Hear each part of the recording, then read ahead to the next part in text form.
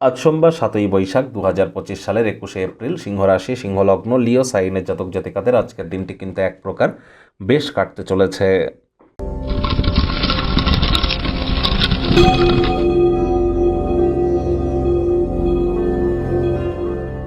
ভিডিওটির শুরুতে স্ক্রিনে আপনারা দেখতে পাচ্ছেন নবগ্রহ বীজমন্ত্র। পারলে 9টি গ্রহকেই শান্ত রাখবার জন্য এই নবগ্রহ বীজমন্ত্র প্রতিদিন 108 বার করে জপ করুন।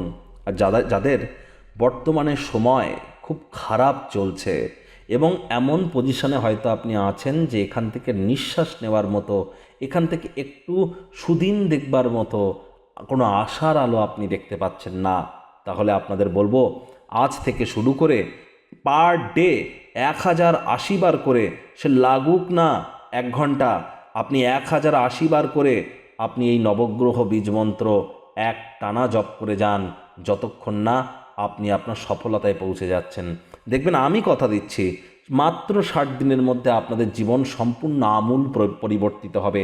তার কারণ এই নবগ্রহ বীজমন্ত্র মনুষ্য জাতির লেখা নয়, এটি স্বয়ং ব্রহ্মদেবের মুখ নিঃসৃত এবং ভুলভাল উচ্চারণ করলেও কোনো নেগেটিভ ইম্প্যাক্ট দেয় না। একই সাথে 9টি গ্রহকে শান্ত রাখতে পাচ্ছেন, এর থেকে বেটার কিছু কি আর হতে পারে?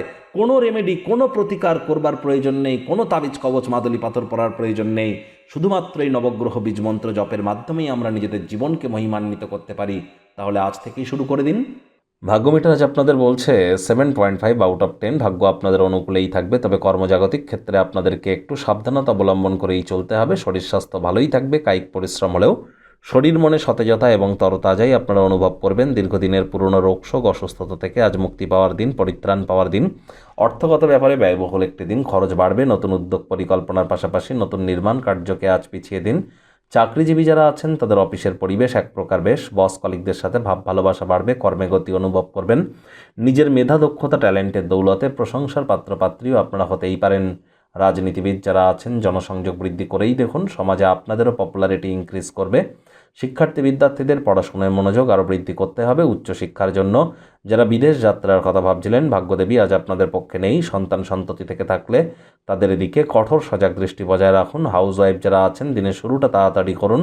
প্রেমিক প্রেমিকা, স্বামী স্ত্রী উভয়ের ক্ষেত্রেই বলবো, না ভাব ভালোবাসা, রোম্যান্স, না তর্ক বিতর্ক, অশান্তি, কোনোটাতেই বাড়াবাড়ি যেন করবেন না। অন্যান্য দিনের ন্যায় আজকের দিনটিকে সাধারণ হিসাবে ট্রিট করবার আপ্রাণ প্রচেষ্টা করুন।